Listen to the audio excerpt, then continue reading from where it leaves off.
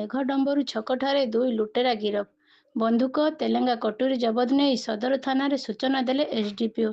सदर थाना मेघडम्बरू छकठारे भोर समय दुई लुटेरा पुलिस गिरफ करने से गोटे देशी पिस्तल 4टी मैगजीन और 2टी तेलेंगा कटुरी जबत कर सदर एसडीपीओ शुभ्रांशु शेखर नायक गणमाध्यम को सूचना देइछन्ति। एने बुधवार संध्यारे सदर थाना परिसर में अनुष्ठित सांबादिक श्री नायक सूचना दे कहिथिले सदर थाना पुलिस पेट्रोलिंग टीम गतकाली भोर 4टा समय पेट्रोलिंग करुवा बेले मेघडम्बरू छकरू 2 जण युवक को सन्देह अवस्था देखि धरिबारु तांको पाखरे गोटे पिस्तल गोटे मैगजीन जबत करथिले। पचरा उचरा बेले सेमानक ठारू आउ 3टी मैगजीन 2टी तेलेंगा कटुरी जबत करा जायतिला। ए संपर्क में थाना रे एक मामला रुजु होई अभियुक्त माननकु गिरफ करा जायतिला।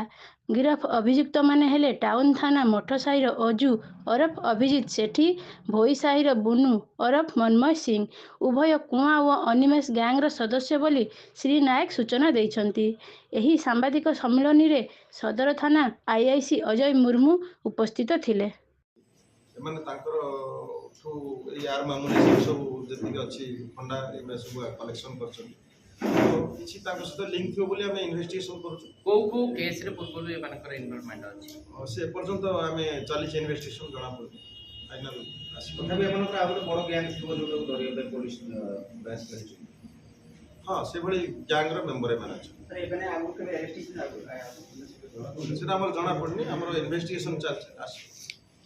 तथापि केते जण आगे से थिबे माध्यम थिला ना